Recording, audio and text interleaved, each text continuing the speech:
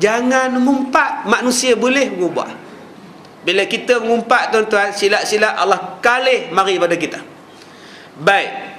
Dan kata dia lagi, muafakatlah segala ulama mengatakan dosa besar, lagi fasik, lagi tertolak saksinya atas segala orang yang mengumpat orang alim dan yang mengamalkan Quran. Fasik, tuan-tuan, mengumpat orang alim ni jatuh fasik. Dan mengumpat orang yang bercakap, yang mana dia bercakap tu bersandar pada Quran, tuan-tuan umpat pada dia, itu juga dia jatuh kepada fasik. Jaga-jaga tuan-tuan nak ngumpat, walaupun betul umpatan tu. Tuan-tuan pergi Port Dickson lepas raya, cuti seminggu, duduk di pantai Port Dickson, tengok satu laki-laki bawa pelampung, boroi pakai seluar dalam je, elok bawa spender tu, lalu depan kita. Kita kata dekat suami kita, abang, cuba menengok tu yang pakai spender tu, rasa macam kenal abang ya, tapi dia mana ya? Suami dia pun ambil spek nengok, rasa macam Ustaz Kazim tu. Lah bang, iyalah bang, tak sangka bang kan, jahat punya ustaz. Tuan-tuan balik ke Mensah ni, tuan-tuan beritahu kawan-kawan, jangan datang, Ustaz Kazim pakai spender.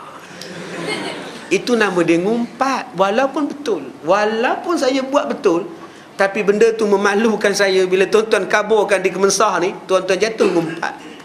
Kalau tuan-tuan betul-betul ikhlas, masa saya nak terjun dalam laut, betul-betul tuan-tuan tegur saya, Ustaz, lepas raya bila sambung? Baru betul. Ustaz, bila nak datang ke Mensah lagi Ustaz? Waktu saya nak terjun dalam laut tu, baru betul. Allah, ada orang kenal aku pula dah. Itu yang tak bangkit dah tuan-tuan. Menyelam-nyelam, saudara-saudara jumpa Lila Langkawi dah tuan-tuan. Bomba tolong cari, penyelamat tolong cari, tak jumpa dah. Jadi kena faham, jangan sampai mengumpat. Simpan. Ada benda yang patut simpan, simpan. Ada benda yang patut bongkar, bongkar. Yang ke-12, al-asyar. Al-asyar ialah orang yang mengambil riswah, yang mengambil cukai daripada harta manusia. Maka yang demikian itu haram lagi dosa. Ini nama dia riswah. Saya sebut pada tuan-tuan banyak kali dah, jaga-jaga dengan rasuah. Rasuah haram. Apa dia rasuah? Tuan-tuan dah ada gaji, tapi dapat lagi sebab kerja yang satu. Atas kerja yang satu dapat dua imbuhan. Satu imbuhan memang gaji, satu imbuhan pasal minta. Kerja kamu memang meluluskan, kerja kamu memang tengok borang, kerja kamu memang dah elok. Tapi bila orang datang, makcik borang ni pegawai tu tak ada makcik, dia cuti, anak dia bersunat makcik, lambat sikit lah makcik. Tapi kalau makcik nak cepat, dia bolehlah kita tolong. Tapi tapi itulah, tapi apa nak, makcik faham sajalah kan, ni kerja dia. Jadi kalau kita nak ambil pun, kita kena bayar juga lah pada orang yang nak ambil tu. Makcik faham tak makcik? Macam mana? Makcik tak faham. Mana oi, pegawai tu cuti, anak dia bersunat. Jadi kalau makcik nak tunggu dia, lambat lagi lah makcik. Makcik nak cepat borang ni kan? Iyalah nak cepat. Boleh cepat, tapi makcik faham lah, kita kenalah ambil orang lain buat ni, tapi makcik kenalah ni sikit kan. Faham tak makcik? Kena bayar lain lah. Yelah. Siapa pegawai yang nak ambil tu? Saya lah, kata dia. Itulah nama dia rasuah. Minta kerja, minta tambahan, rasuah. Kamu nak sign cepat, bagi. Kamu nak dapat cek 20%, nak dapat cek 10%. Ini rasuah. Satu lagi, benda tu bukan rasuah. Tuan-tuan kerja di jabatan, bila tahun baru apa-apakah, dia menghantar hamper penuh dengan buah apple, buah anggur, air oren, kacang mengelembu yang perut boroi itu, satu hamper besar. Kita tak minta, tapi dia bagi. Boleh tak ambil ustaz? Boleh dah ambil. Bukan tuan-tuan minta baru rasuah. Tetapi kena soal pula, sebab apa dia bagi? Sebab apa dia bagi? Kalau tuan-tuan pencin, ada dia bagi? Ada dia hantar, haji sudah pencin lah, ini hamper, ada bagi? Tobatlah home, tak bagi. Dia bagi tu sebab dia nak pakai. Bulan depan dia datang, Encik sudah makan lah itu hamper itu, sudah hantar itu anggur dengan kacang boroi punya. Sudah. Oh, bagilah dia punya anggur manislah tu okey. Yalah ni saya ini bolang ini macam mana? Sudahlah. Kita dah terikat dengan dia.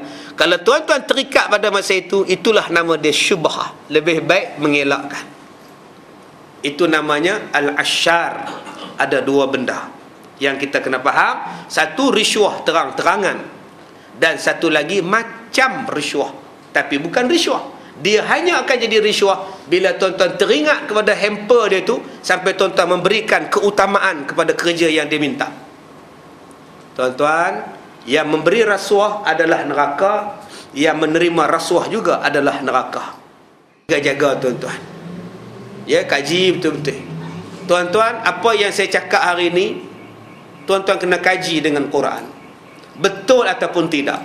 Jangan terima terus, jangan tolak terus. Walaupun saya ustaz, tapi ada cakap saya yang tak betul. Walaupun saya ustaz, kadang-kadang cakap saya betul. Tolong rujuk pada Quran, rujuk pada hadis.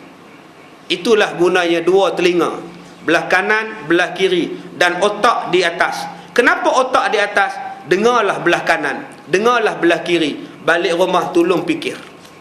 Yang ke-13, mudarrib. Yang ke-13, mudarrib. Apa dia mudarrib? Peniaga yang melakukan bendanya dengan bersumpah. Dengan bersumpah atau mengerjakan mereka itu yang haram, seperti menipu daya dalam sukat timbang. Dia jual buah tembikai dalam plastik warna merah. Bila balik rumah, tembikai itu warna pucat. Tadi merah, memang merah lah, plastik warna merah. Jual betik dalam plastik warna oranye.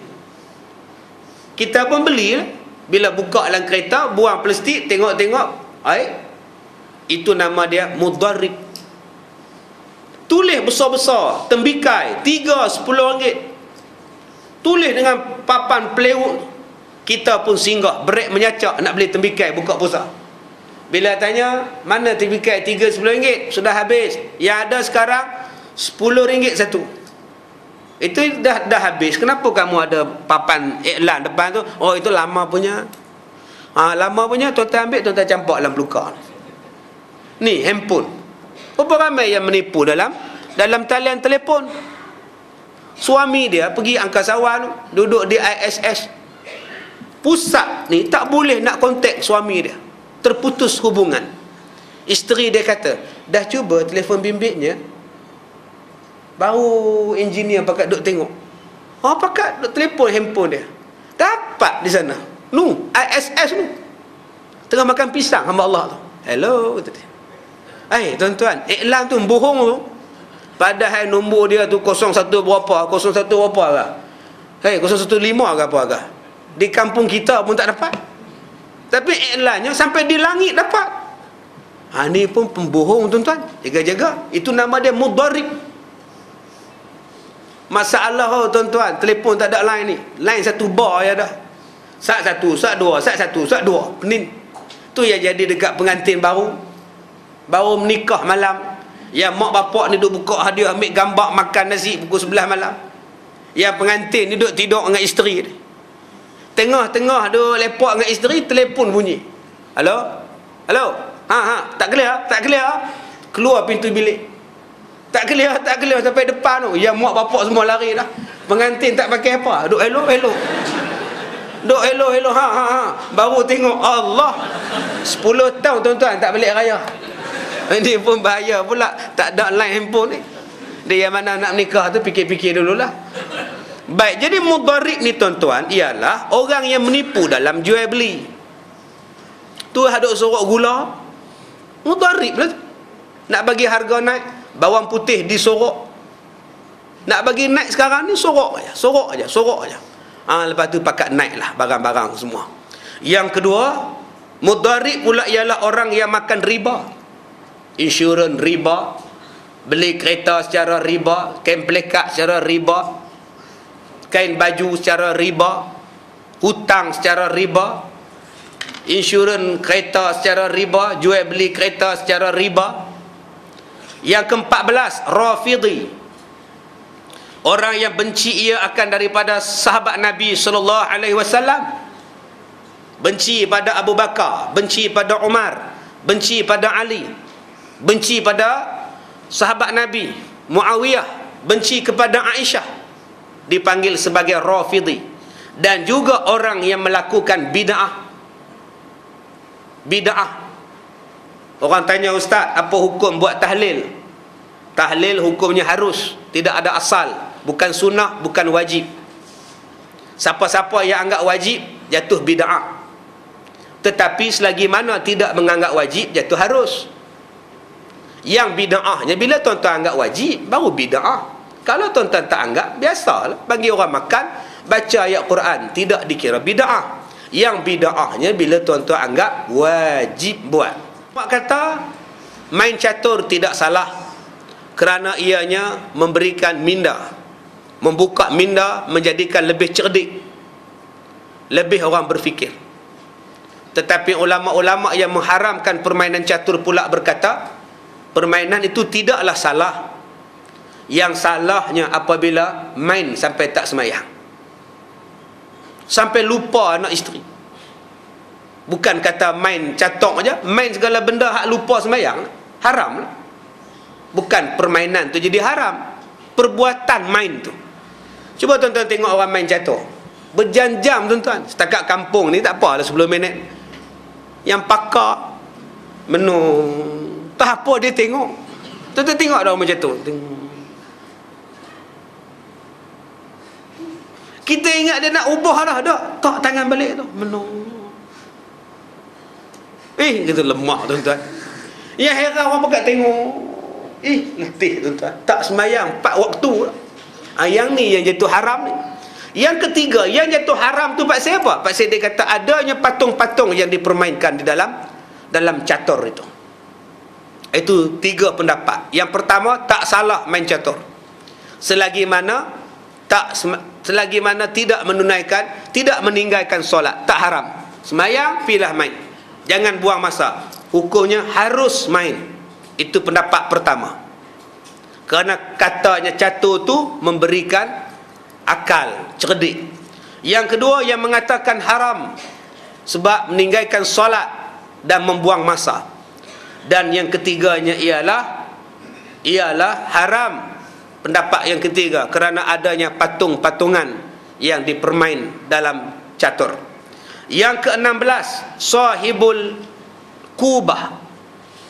Sahibul kubah, orang yang bermain gendang.